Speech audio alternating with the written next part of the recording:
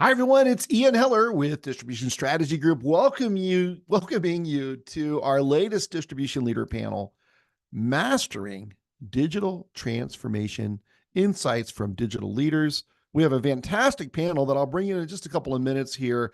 But thank you for joining us for this discussion. It's a very exciting topic, and we have some absolutely incredibly talented and experienced individuals who've done this at some of the world's leading B2B companies before. So I'm really excited for this discussion. But before we get started, let me pay some bills here. First, I want to tell you about an analytics product that we developed ourselves called Demand RX. And this is a great sales coaching market share wallet share tool where our tool reports sales by product category out of your database. And then we calculate what the potential should be for that customer by that category and give you a gap number so you can coach your sales reps. Great way to grow wallet share. We help you identify an ideal customer profile. We've got all kinds of prospects, 48 million, 48 million companies, and we can help you measure market share. So it's a great product. You should really reach out to Jonathan Bine, jbine at distributionstrategy.com for more information. And the show is brought to you by Epicor, a software company that has helped thousands of wholesale distributors for over 50 years to integrate their business functions into one ERP system. Because of their deep experience in distribution, they understand your world and your unique challenges. Epicor ERPs are designed to help you operate more efficiently today while preparing you for whatever comes next. They will transform your ERP from a system of record to a system of insights and action with easy-to-use, practical, outcome-focused, and responsible AI. Epicor Solutions provide distributors like you with a consolidated ERP that is ready to use out of the box and allows for long-term growth. If you're interested in new technology, they'd love to chat with you to understand what you're looking for. You can reach out at epicor.com/distribution. That's epicor.com/distribution. So thanks to Epicor for making this content possible. Now, let's bring in our fine panelists. I'm delighted to introduce you today excuse me, I already lost the slide. I'm struggling today a little bit. Here we go. Okay. Carrie Busby is the Chief Information Officer at Core & Main. Darren Taylor, who's was formerly the SVP Marketing and Digital with Fleet Pride, Morsco, Sonopar, and Grainger. John Paler, who's formerly with Rexel USA, Caterpillar, and Grainger. So let's see here. We'll do some introductions, but hey, thanks to all of you for joining us today. Glad to be here, man. Thanks for having us. Thank you very much. You bet. So let's get started with some introductions. Oh, by the way, if you have questions, please send them in. We'll ask them to the panelists. But John, why don't we start with you? Why don't you walk through your background? Don't rush it. Tell us a little bit about where you've come from and what you're doing today. Awesome. So thank you very much, Ian. I've spent about the last 32 years in and around distribution, primarily focused in around industrial, MRO, as well as electrical distribution. I started off my career at Grainger, working in the warehouse, picking, packing, shipping orders. And over the course of the next 26 years, I had a chance to do everything from being a manager in the field, responsible for sales and customer service. Had a chance to do large-scale business process management from a corporate perspective, impacting the customer service and sales associates across the organization. Had a chance to lead an ERP implementation, designing and building branches across North America. And then, spent a significant amount of time working in e-commerce at Grainger. After that, I went to work for Caterpillar, where I had responsibility globally for the overall customer engagement strategy, as well as how we enabled the marketers across the organization to effectively engage in assisted service type conversations in order to facilitate the relationship between Caterpillar and the end users of their products. And then at Rexel, I was Chief Digital Officer, responsible for the overarching business strategy, including how we enabled the company to go to market through various digital channels, our digital marketing capabilities, of course, e-commerce, as well as the entire suite of applications and data management and analytics capabilities. Again, I'm really excited to be here, and thank you very much for including me in the panel today. You bet. I started as a truck unloader at Grainger too. That's interesting. Yeah, that was my first job. And then eventually became a branch manager, and I started to do all this marketing. And my boss said, "You're in the wrong job," which I thought meant I should be in marketing. What he meant is you're not a very good branch manager. Okay. All right. Carrie, you're next. Why don't you go through your background as well, please? Sure. Thanks, Ian, for having me. It's always nice to participate in your sessions. You have great conversations and offer great content. Thank you. Yeah, my name's Carrie Busby. I'm the CIO at Core & Main. We're a wholesale distributor based out of St. Louis. We are specialized in water, wastewater, storm drainage, and fire protection products and related services.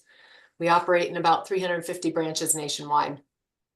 So I've worked in distribution since 2007 when I joined HD Supply and had the privilege there of consolidating and then divesting off 26 different business units over the years, and moved to Core & Main in 2018. Prior to that, my career focused mainly on system implementations as both an employee and a consultant in healthcare services and financial services. So you could say that I have been re-engineering the organization since the 1990s. Yeah. Are you ever going to finish? No. I know you can't, right? Because it all changes so fast, I right? love it. Right. Yeah, I know. It's fascinating. It's fascinating. Okay, great. Thank you so much. Darren, why don't you walk us through your background, please?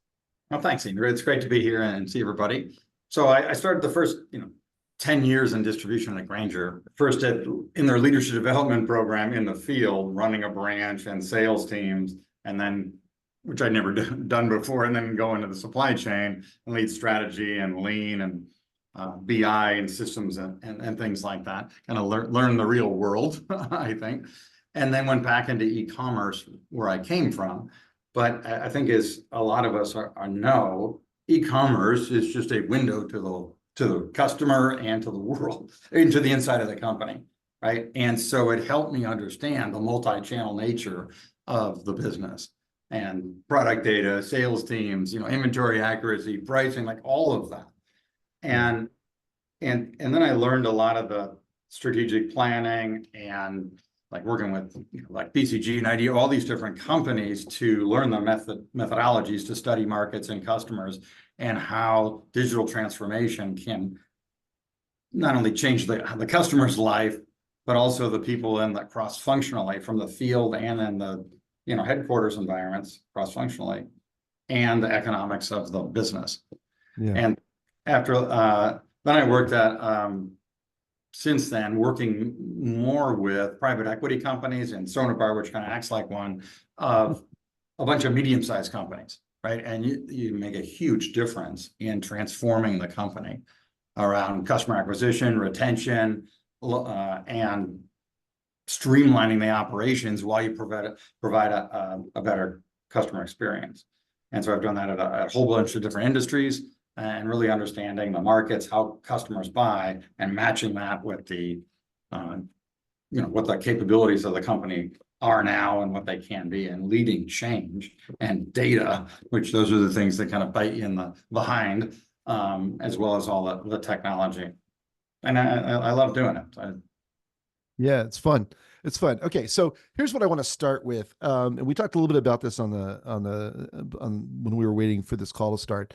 So I think one of the most lethal measurements to e-commerce success for many distributors is shopping cart sales. It's a retail measurement. There are a handful of distributors where it matters a lot. If you're global industrial and you're taking things off the shelf and you're shipping it out, or Grainger does a lot of that, it's important. But for the vast majority of distributors, it's good. I mean, if you can sell stuff online, that's great. But I would argue it is the least important of all the things digital can do for most distributors. And yet it becomes the only item that's part of the ROI measurement. And so there's this radical underinvestment in digital because distributors are measuring it wrong. And Carrie, I can't think of a better example, and I cite you guys all the time, of a distributor that does massively powerful differentiation, and you really have kept the shopping cart where it belongs, which is, yeah, we get some business out of it, and that's good and healthy, but that's easily the smallest part of the benefits that your digital capabilities provide. So can you give us an overview of what your digital value proposition is? Absolutely. Yeah. Thank you. So Core & Main partners closely with our customers to solve critical infrastructure challenges. We are our people. We have countless case studies where our experts work with municipalities to help implement technical solutions, solving water conservation challenges. We have delivered advanced metering infrastructure and smart grid integration and more. For instance, in Ithaca, New York, our team helped Bolton Water System create a mini SCADA system by implementing AMI infrastructure and software and related technology to automate their customer billing and protect their water supply. So that's Core Plus. That's part of our business proposition, and we help municipalities do that better. But digital transformation doesn't have to mean huge system implementations, and so we also prioritize digital building blocks to benefit our customers, maturing solutions to meet their expectations, B2B turning B2C in seemingly unrelated areas can become a real multiplier that adds, that final enabler that makes them happy. So one other example I'll give is we didn't have digital proof of delivery in 2019. We needed it for COVID. We not only enabled digital proof of delivery and the notification that we're coming to the job site, but the additional building blocks that we enabled to provide our customers more value differentiate our services. So we added geotags for deliveries because we deliver to huge construction sites that don't necessarily have physical addresses, which is critical. And we provide access to that and other information for our customers so that they can acquire lien releases and recognize revenue faster. So we think of those as digital building blocks. And for us, digital transformation isn't big system implementations. It's really delivering the greatest value to our customers. And that all adds up.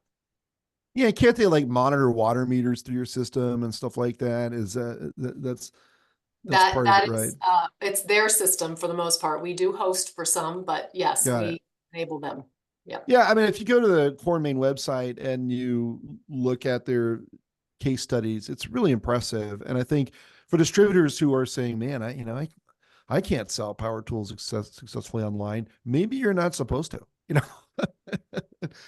maybe that's just a convenience purchase and there are more important to better say it. There are more important things you can do than compete with, Home Depot online for tool accessories. But okay, excellent. Thank you, Carrie. And let's go next to you, John. So your last role, I just looked at this. Was it Rexel? Yes, that's correct. Okay, got it. Okay, thanks. And so, I mean, at Rexel, so, I'm on the board of a regional electrical distributor and I've consulted with, Crescent. We have another Crescent person, former Crescent person here.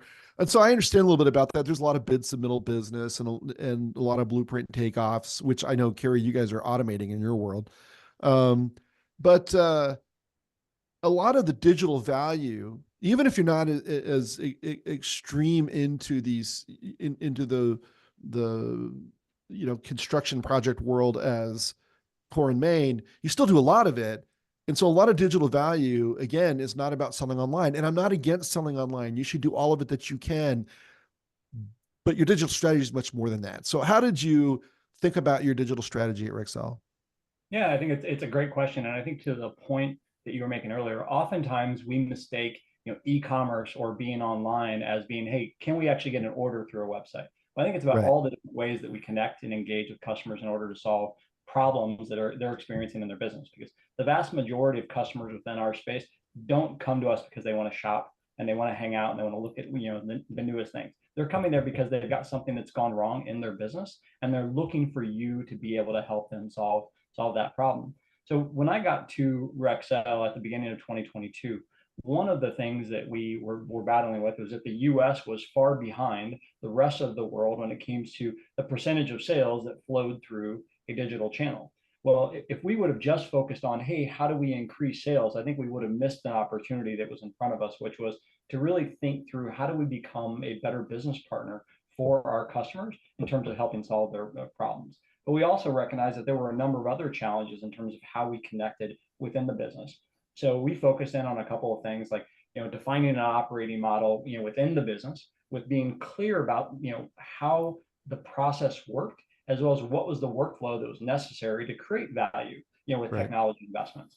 And that also meant we had to dive in and understand, kind of what was our discretionary versus our non-discretionary work. And, there's non-discretionary work that is legally required, but then there's all these other things that get sponsored by business people, or that maybe the technology teams decide that they want to build in order to go out and and solve problems or create new features. So we also had to go through and build a stakeholder and sponsor engagement model for input, monitoring, as well as planning in order to drive alignment and understanding of that. And then we had to ask a really important question when you took a look at the entire landscape of what we're working on is like, what do we have capacity as well as competency to work on now? What do we not necessarily have either the capacity or the competency, and therefore we know it will add value, but we're going to work on that next. And what do we have to push aside and wait to the future so that we can focus on delivering value? And now recognizing that all that sounds great until you realize that you can't just go dark on the business. You have to figure out how to contribute to previously stated goals. And as I mentioned, we were behind in terms of looking at the percentage of our business that was going through a digital channel. So while we were building this overarching strategy and this new operating model, we also focused on increasing digital sales with some of the foundational capabilities that we weren't spending enough time and attention on. And those were things like, how do we connect directly to our customer systems in order to process orders via EDI? How do we enable full shopping cart experiences through e-procurement capabilities, as well as improving some of the basics of our checkout experiences? So we took a look and said, in the near term, we went hit on these three things: driving sales through EDI, leverage e-commerce, e-procurement capabilities, as well as improving our checkout experiences. Just those efforts alone allowed us to see an increase in digital sales in 2022. So within one calendar year, from 594 million up to 1.1 billion dollars in sales, just by focusing in on the foundational capabilities. And we'll talk about it a little bit later, but foundation for me is where we focus as opposed to the shiny objects. But the shiny objects are what's really cool and what get other people's attention as we go through that. Yeah, that's for sure. I mean, I've seen this in research all the time where I'll present, hey, we did a survey of 900 people. It's super definitive. Here's the results. And people are like, oh, that's really cool. And then I'll play a video from a focus group of one person saying, we really need those customer service employees to be knowledgeable. And then take away from the meeting, those customer service reps really need to be knowledgeable. One person, because it was a video, it was a customer, right? Versus the 7 out of 900 people who said, well, actually it's inventory availability, right? So, I mean, people are story driven. You got to learn that as to be effective. An executive role is, it can't just be data. You have to hit people where they listen, and that, or talk to people where they listen. And that is storytelling as well as the data. And I'm a very data driven person. So, quick anecdote, because then I want to go over to you, Darren. So I presented at a Melco, which is a global buying group for electrical distributors. It's a bunch of manufacturers, a bunch of distributors. It was in Croatia, which is cool, right?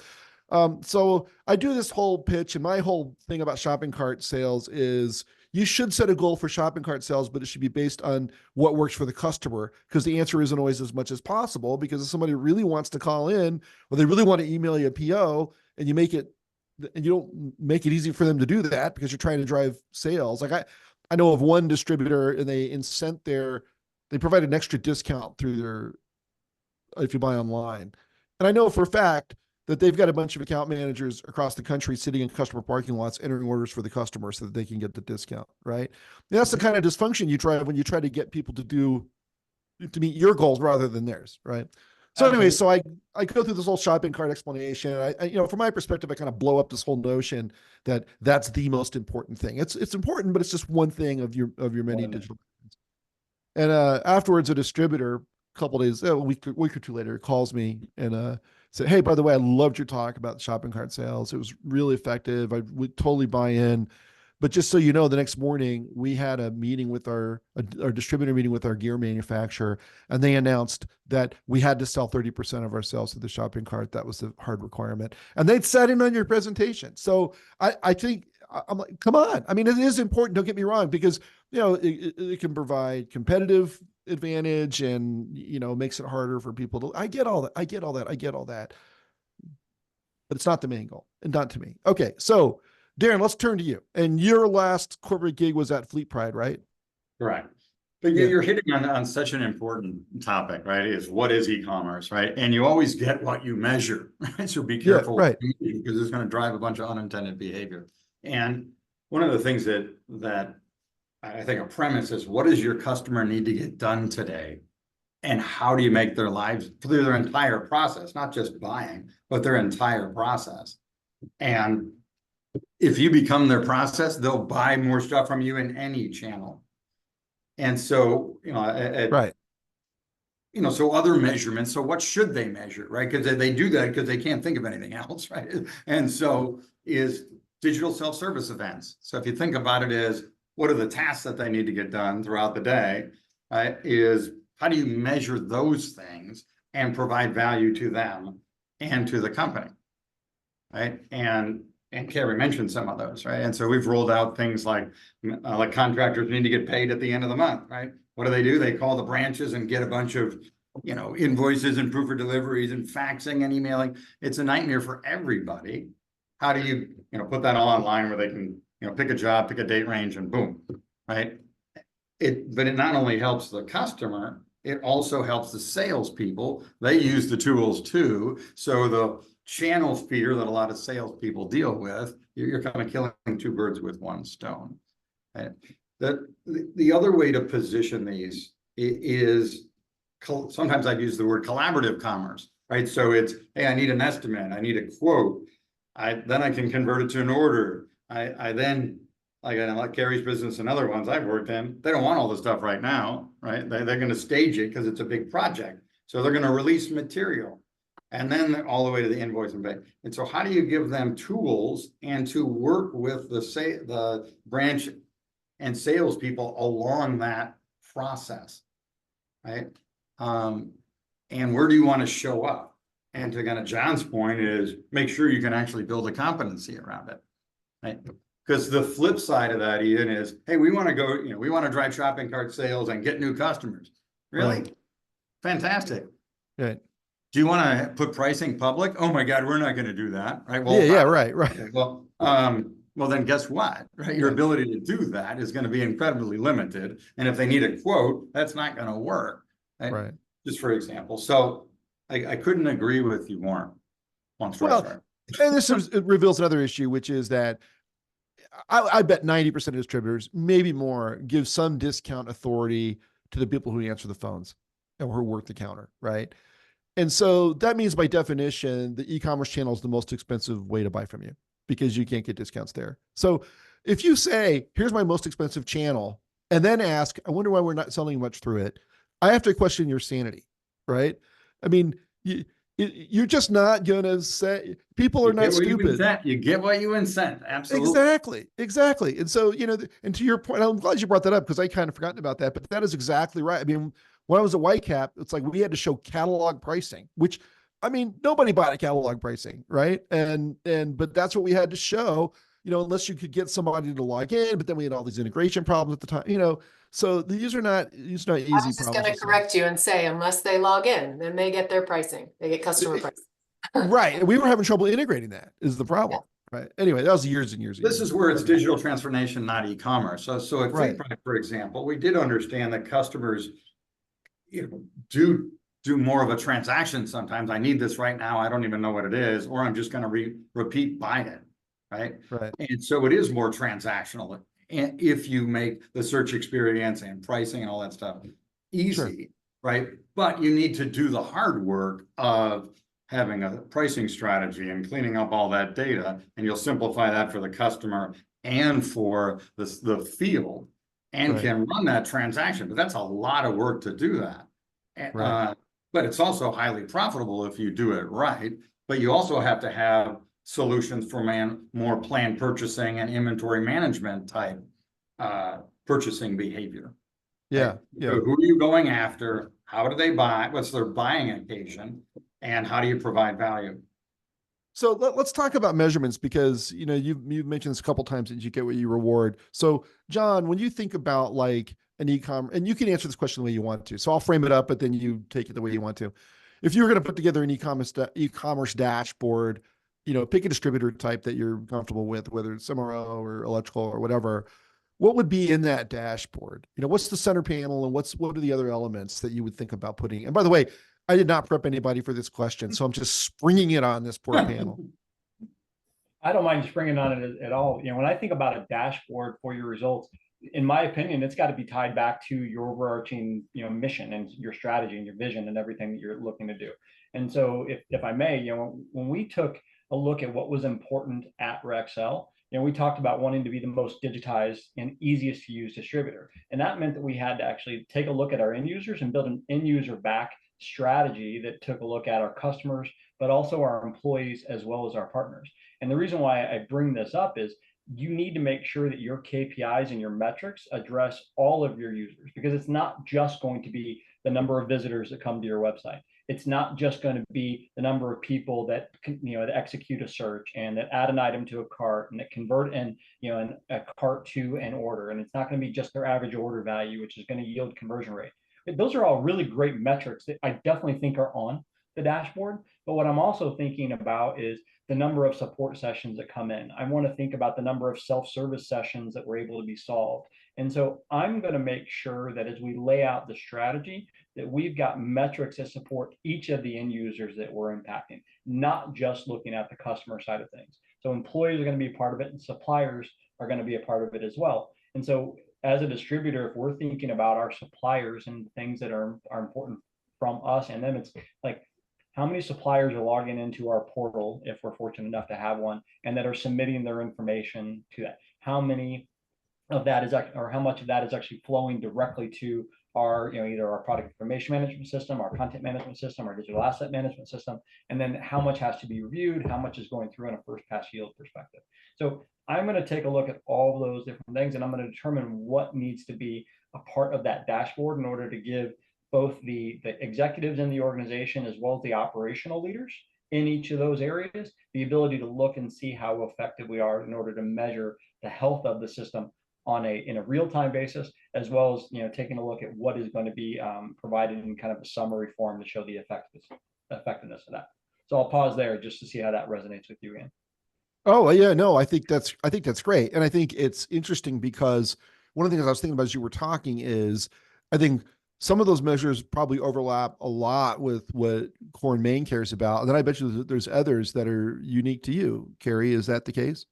Yeah, I think John hit the nail on the head. The talent is our first category that we measure for digital scorecard. We keep a scorecard of 6 different areas. And so workforce strategy, of course, you have to have people who are ready to adopt and serve customers differently. Customer focus, what do they want? What do they have capacity for? Some of our customers are contractors that are on forklifts that are on their own diggers all day long, right? What do they really need? And then the key metrics of success. So all 3 of those are tied together in that we use our customer journeys by persona to say, here's really what's critical. A municipality engineer is very different from that guy on the backhoe, right? Yeah. So we prioritize based on that and deliver based on value. So, and then we use technology. So obviously the 4th category is what are those new enablers that we can leverage to drive value for our customers? And then data and cyber are always at the helm when it comes to digital. Yeah. Yeah. Okay, good. Let's talk about challenges. So maybe, Darren, we'll start with you. Can you think of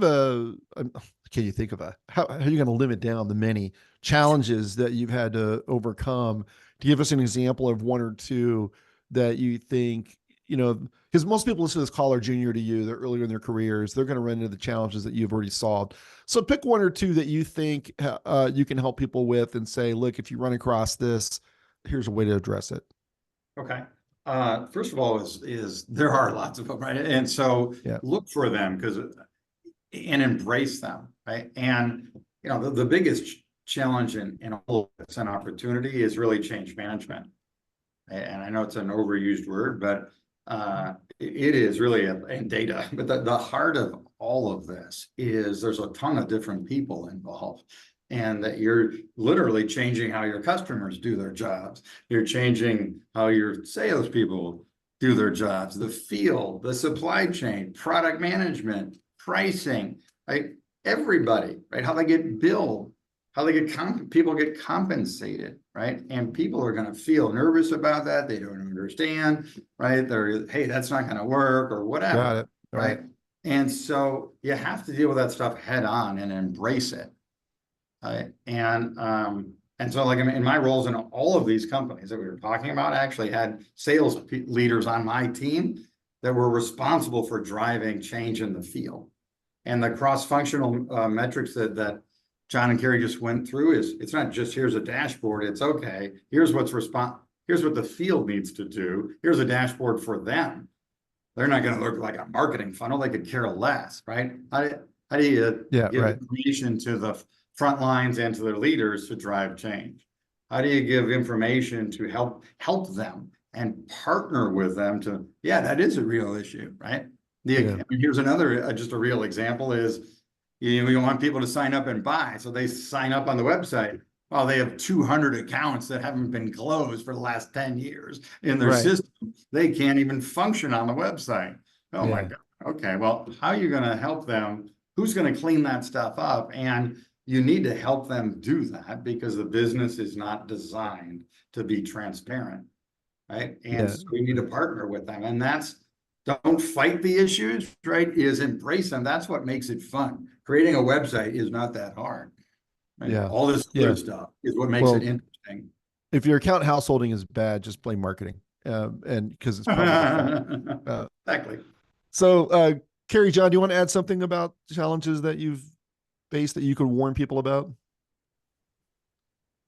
Yeah, I'm happy to. So a couple of the things that I think about, and I've got real experiences around this, is right.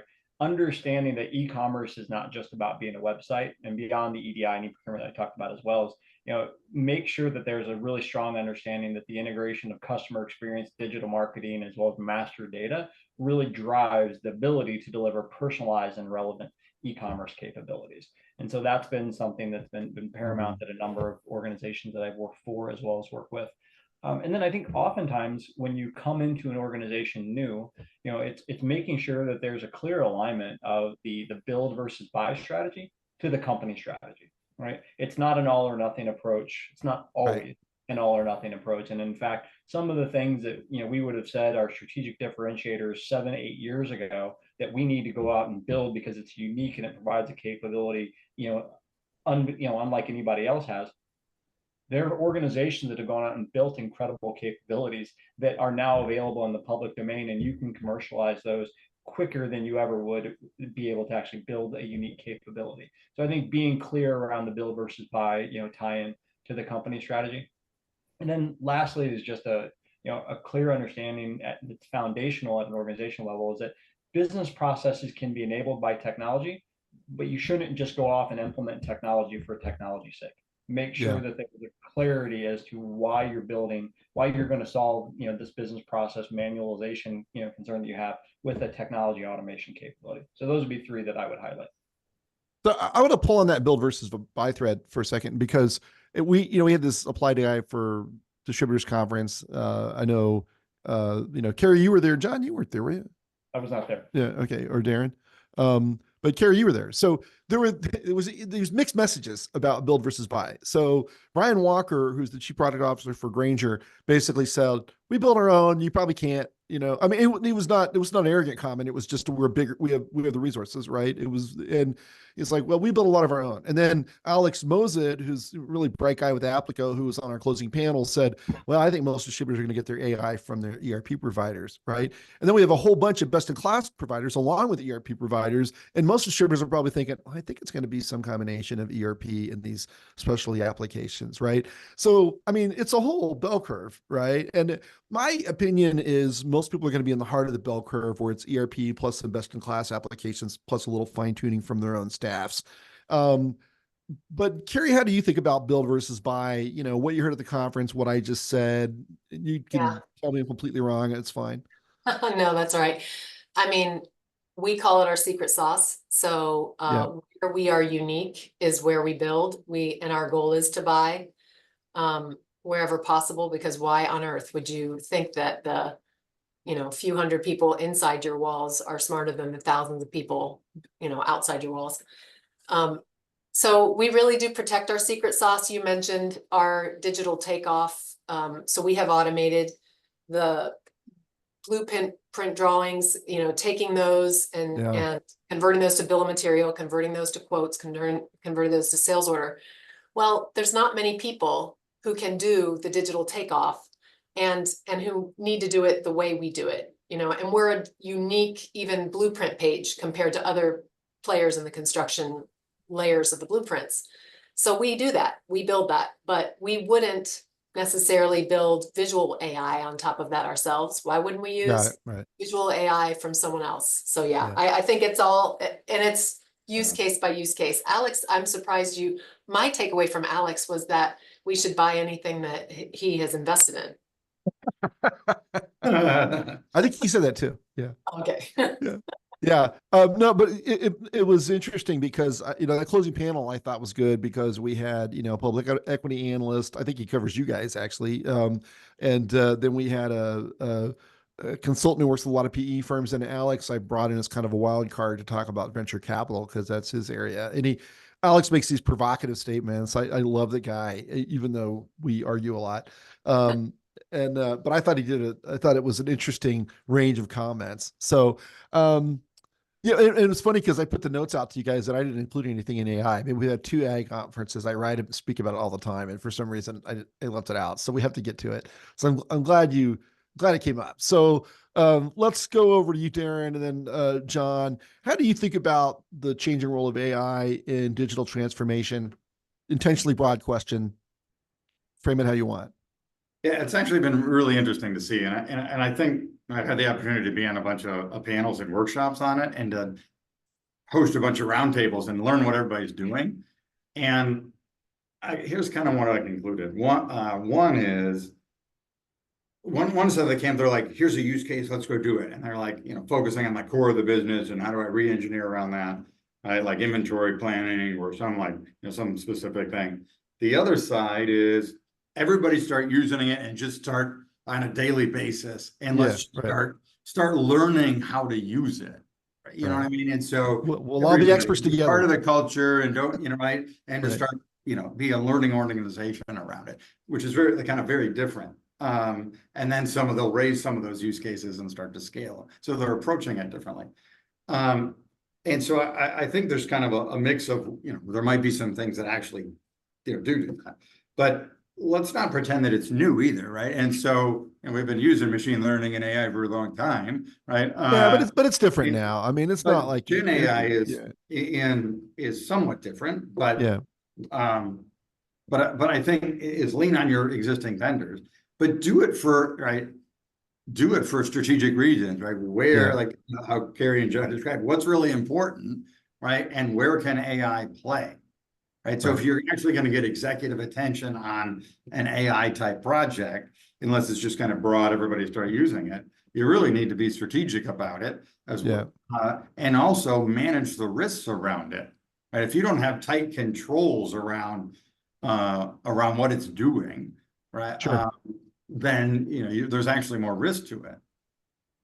And those aren't well understood by a lot of distributors. I mean, it can change everything, but you can do it in small pockets. It doesn't have to be like, hey, some huge thing. The marketing department's going to use it to write content. Okay. Or salespeople can have better emails going out, right? That's very different than if like Grainger uses it in its inventory optimization.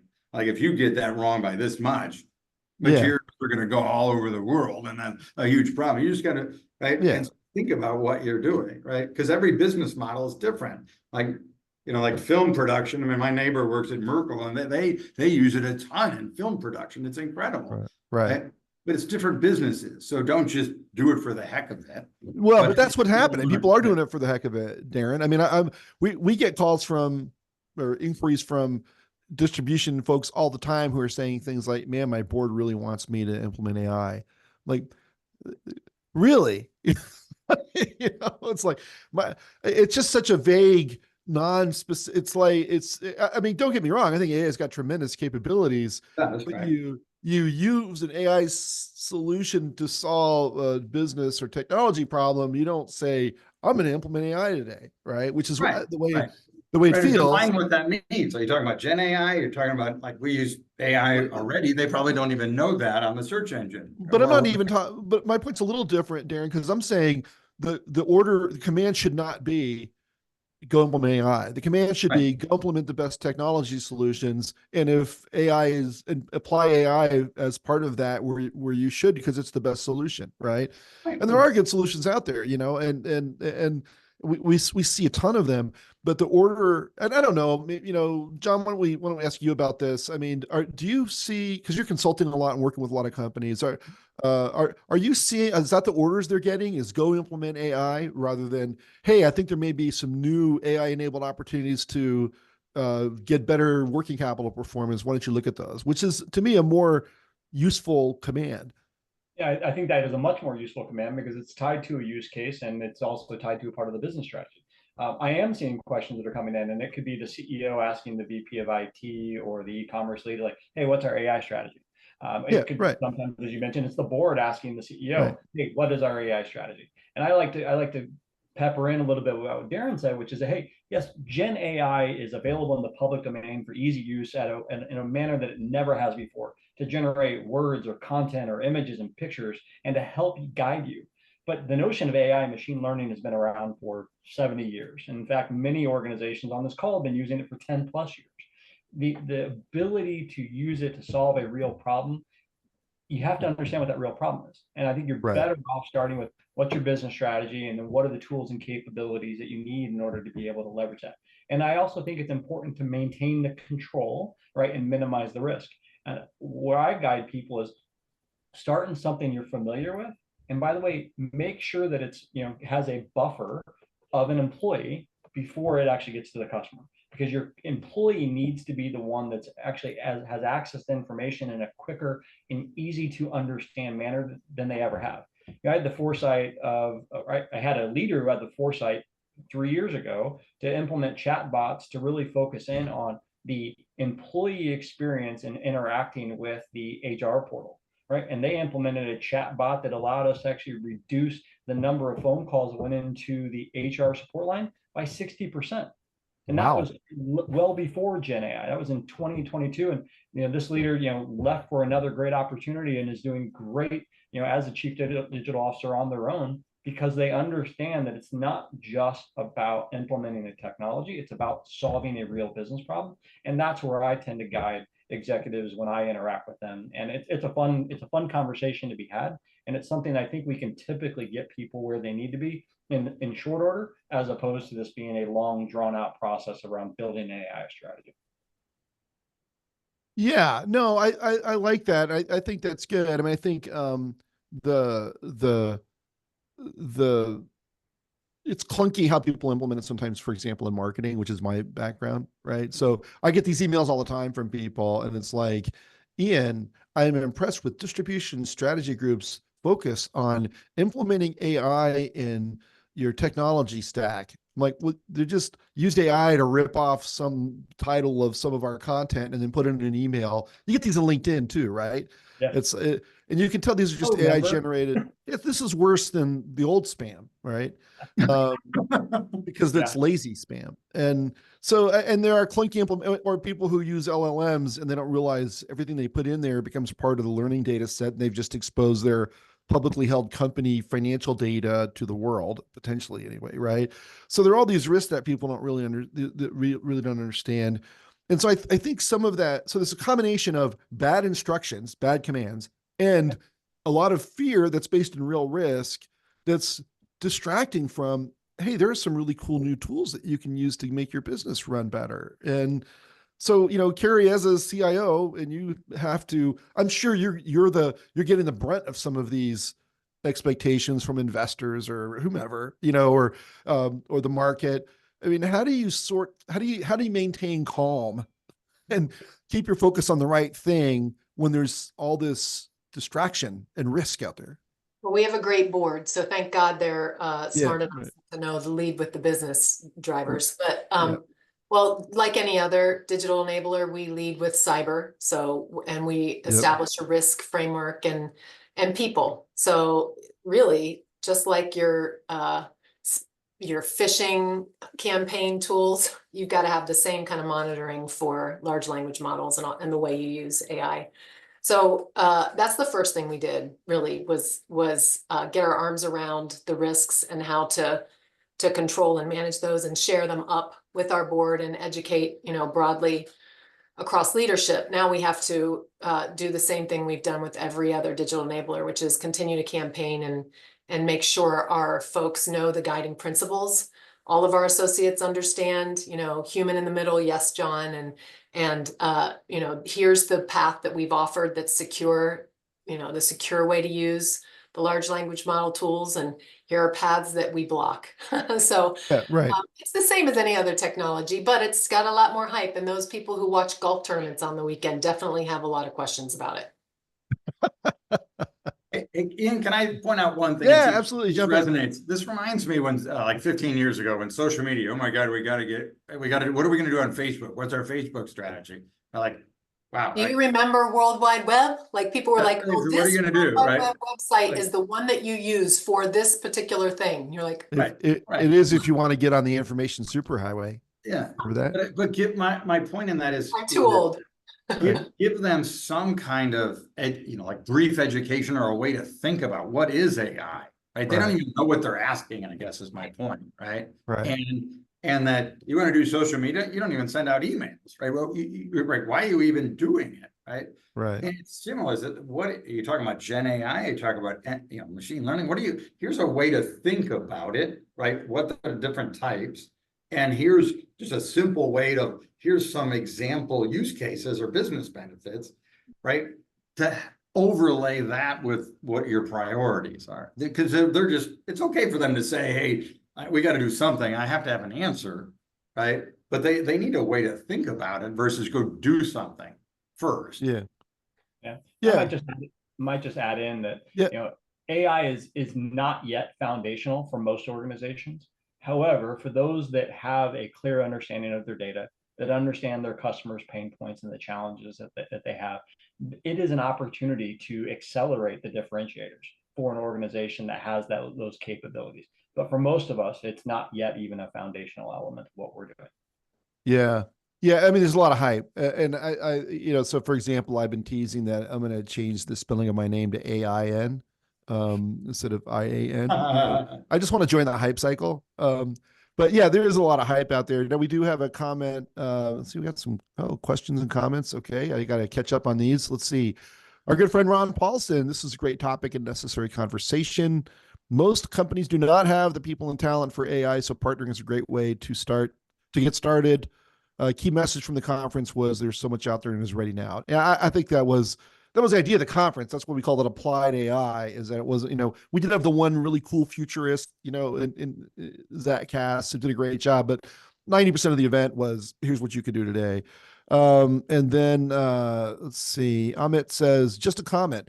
The biggest challenge we've had is communicating with our leadership team that what AI is, Exactly.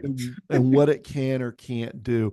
Yeah, isn't that so? We kind of skipped over that. Do you think people actually understand what AI is? I mean, they know they think of it as ChatGPT, but they don't really know what AI is, right?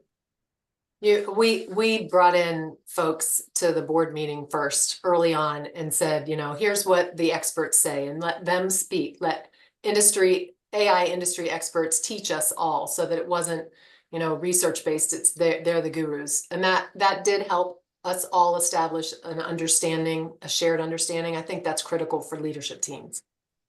And getting back, good. I think that's really smart. Getting back to the topic of this webinar, which is about digital, are there 2 or 3 applications? I mean, you don't have to name company names, although you can, but are there areas of applications for AI specifically within digital strategy that come to mind for you right now that are either successful or look like they will be? Sure. Like, hi, RP, and you're right, Ron. There are real ones, and there is a lot of the benefits are real.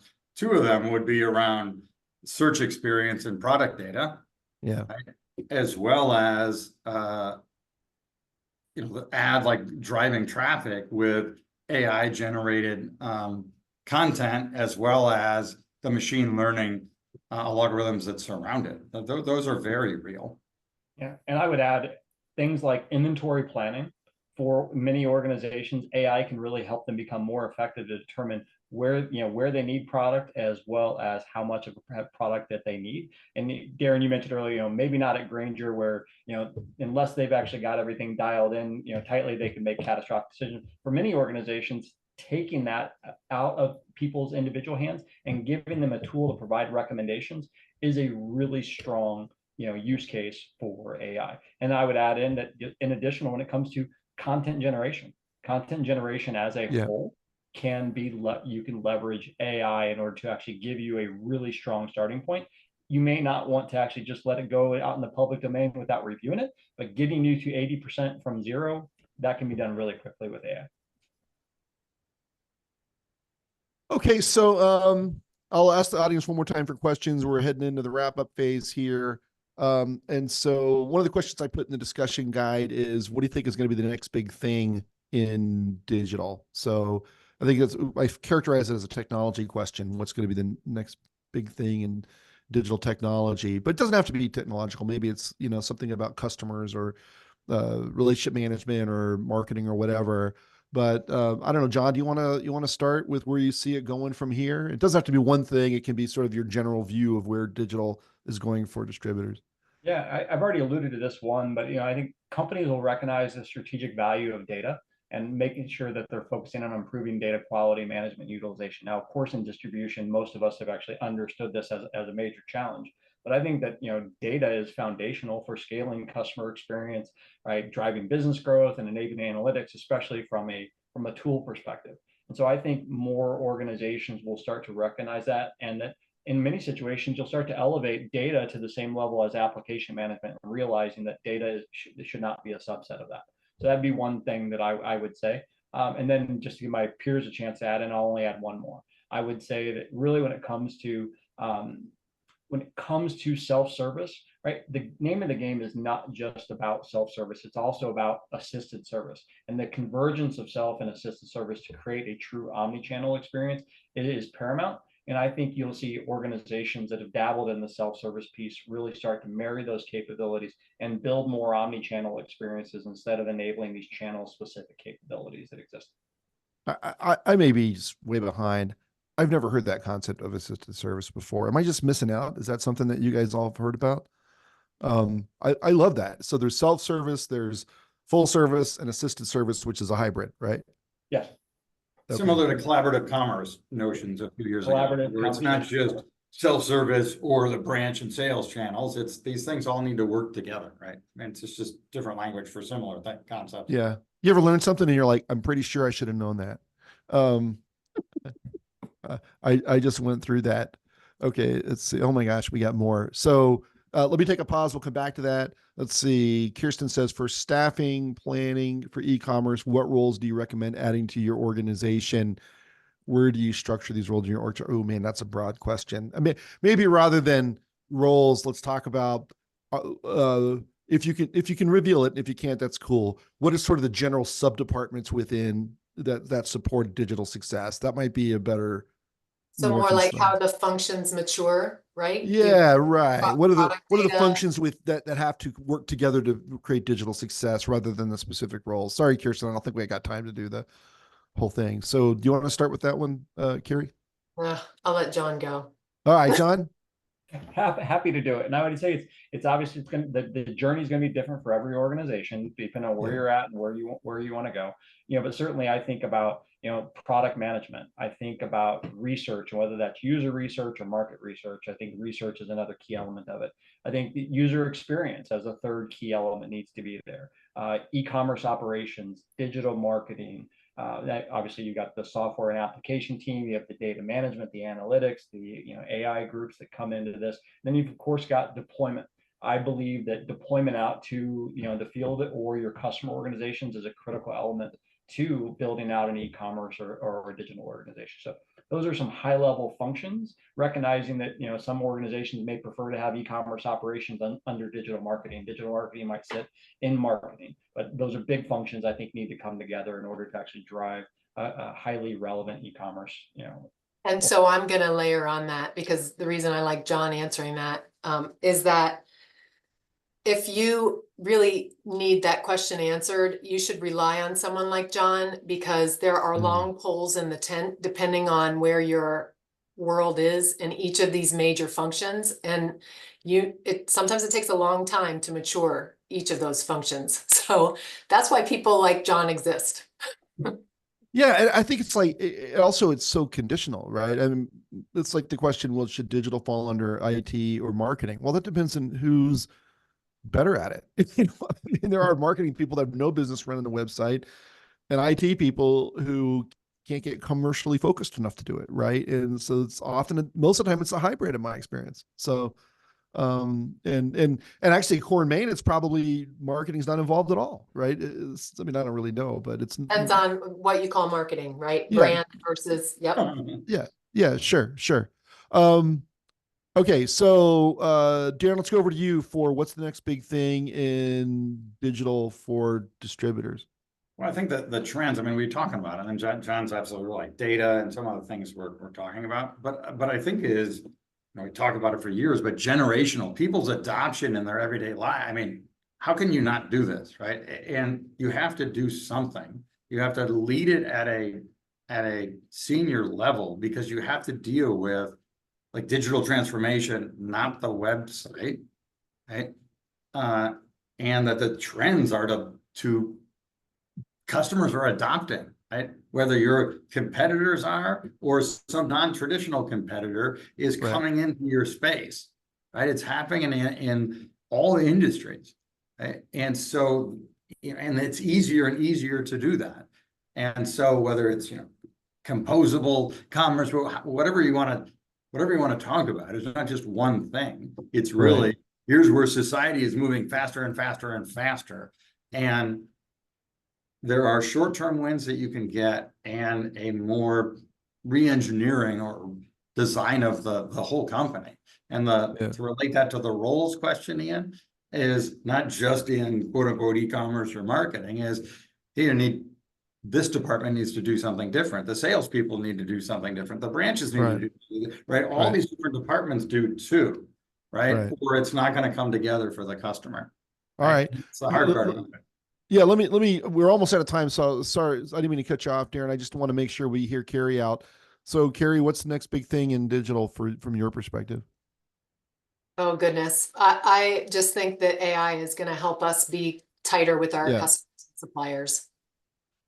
Yeah, I think that's right. I think it's still to be played out. I mean, I think everyone has predictions. They're almost all of them are going to turn out to be wrong in one way or the other. It's just it's too big. It's too big. It's not, it's even bigger. You know, AI is bigger than digital, but it's going to have this huge impact on it, and we still have to see it play out. So it can accelerate change, Ian, I think is what it's going to do, right? You can code fast. That's right. You can, you know, instead of knowing you got to know a query language, you can just ask it questions. What should I talk to the customer about? I know. And it's recursive, it makes everything faster and easier. Right? It's the first technology that proves itself, right? And that is the game changer, you know, that makes that acceleration of capability go beyond what we can anticipate. Right. That's what's different. Exactly. Yeah. Okay, good. So if you guys want to hold on for just one more second, I do want to share with the audience that we have a couple of upcoming programs. I hope you'll join us. On July 24th, we have Gregory Smith doing best practices in pricing and costing. We have a survey going out right now, so there'll be some survey data to help you improve your profitability. And then we will be continuing a similar discussion, but this is with the technology leader panel. Right now, we've got Alex Witzpalik who's with Continuum, this new returns processing software technology that's really cool. We'll be adding a couple. And so we'll really dive in on this question of AI in digital transformation. That's brought to you by Infor. And by Continuum. So we'll have someone from Infor there too, apparently. So, hey, I really enjoyed this panel. I hope you guys did too. It was so gratifying to have you here. Thank you, Ian. Nice to be here. Thanks for having us. Fantastic. Okay, good. Hey, I owe you all favors. Thanks to everyone who dialed in, and we'll see you on one of our upcoming events. Bye now. Thank you very much. Bye-bye.